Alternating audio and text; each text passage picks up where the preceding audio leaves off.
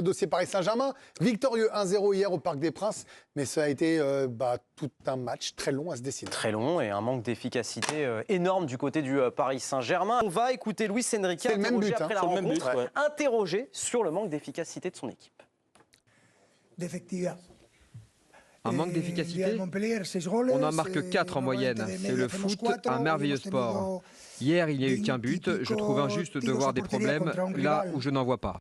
Alors, je vous pose la question, est-ce que c'est un accident, cette inefficacité, ou est-ce que ça risque d'être un mal profond pour ce PSG 2024-2025 ? On n'a pas les conclusions, mais on s'interroge. Mal profond pour Alicia, c'est peut-être un vrai souci au plus haut niveau. On est plutôt là-dessus, donc avec Dave également. Accident pour Loïc Tanzi, accident pour Giovanni Castaldi. Mal profond pour Vicage Dorasso et... Mal, j'ai pas eu le temps. Mal profond.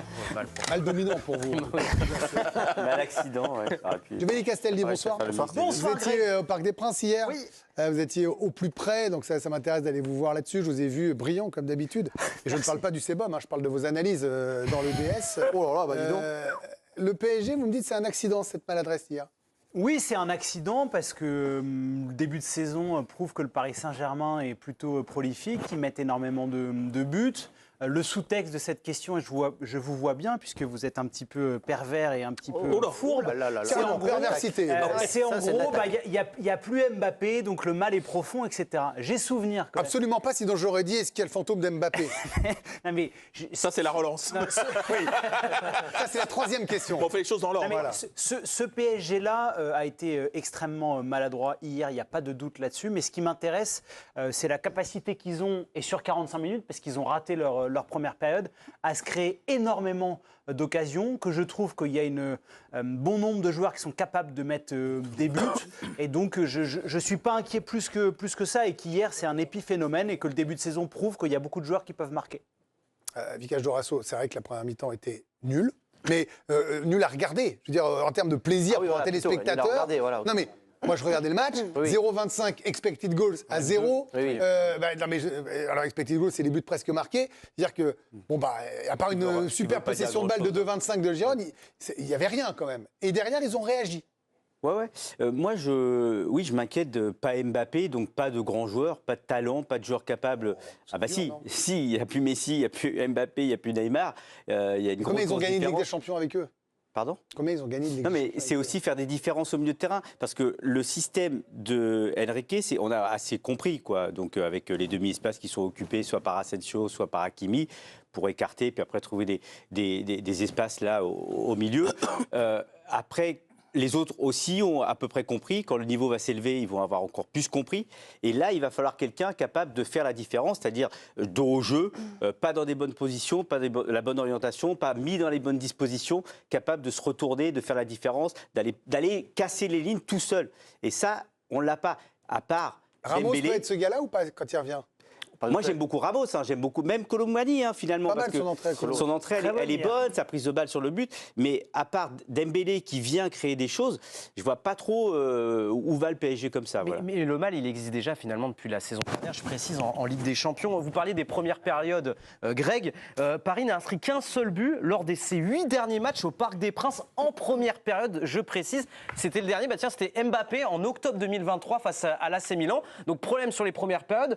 Ça faisait avant le but là, face à Gérone, ça faisait 5 matchs que Paris n'avait pas inscrit sur ces 5 dernières mi-temps un but. Donc ça, c'est le deuxième constat qu'on peut faire.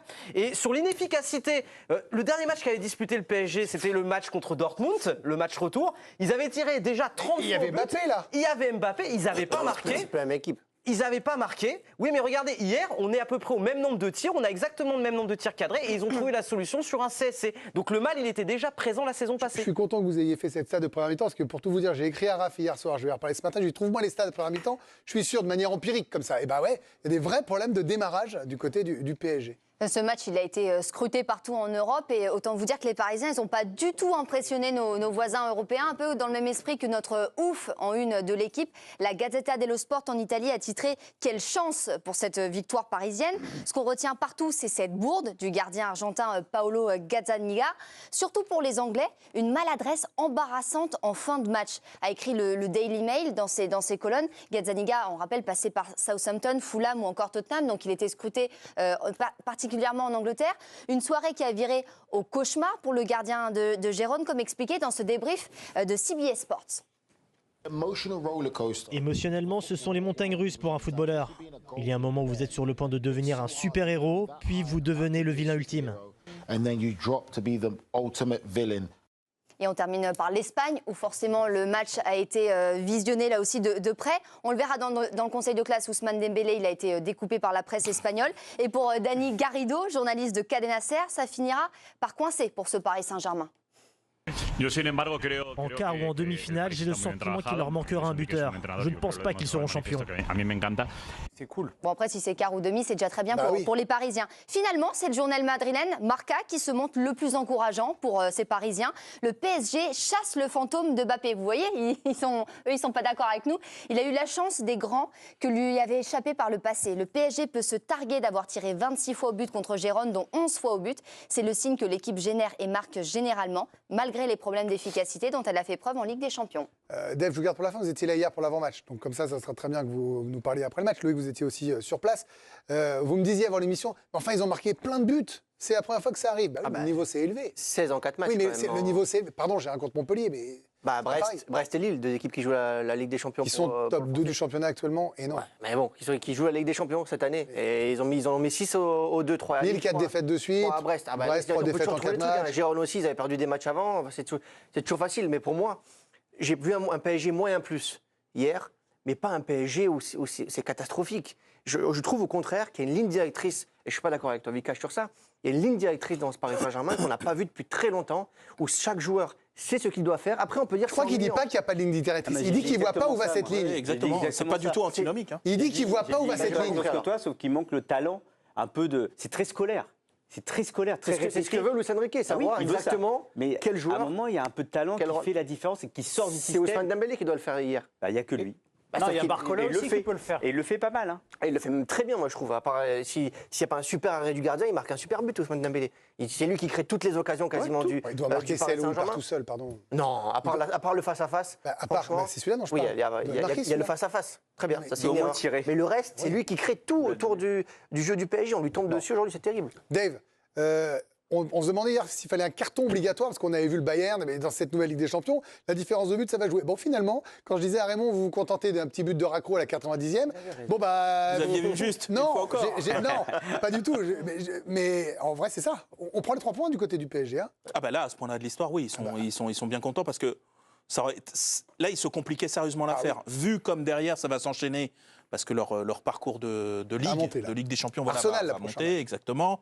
Vraiment, il va y avoir des clients. Et ça, celui-là, il était coché comme non seulement une victoire, mais on avait un peu dit en préambule, c'est un peu le match où tu peux, peut-être dois, soigner ta différence de but. Ce qu'on a un petit peu oublié, et Raph l'a un peu rappelé, c'est que c'est un mal quand même assez chronique à ce niveau-là, en Ligue des Champions, depuis maintenant plusieurs mois. Et moi, j'entends le fait que effectivement Dembélé est un joueur déséquilibrant, comme peu de joueurs, que Barcola a ça. Mais simplement, il n'y en a aucun qui t'a donné des garanties sur le fait qu'il était capable d'être un buteur létal. C'est-à-dire que si là, on en est à mettre tous nos espoirs sur Dembélé va te faire sauter la banque, Dembélé, ce que tu as décrit... Mais quand Mbappé il était là, et c'est pas lui qui marquait non plus. Hein. Si c'est un mal depuis plusieurs mois, il y avait Mbappé avec avant. Mbappé, oui, avec Mbappé, tu as 45, combien 44, 45 buts au compteur. Pas dernièrement. L'année où il est le plus mauvais. Alors dernier, il est meilleur buteur avec des champions. Voilà, jusqu'en quart de finale. Jusqu'en quart de finale, ça va. Oui, donc là, on est bien d'accord. Et le jour où Mbappé s'éteint, tu n'as personne pour prendre le relais dans un rapport de force qui normalement t'était favorable.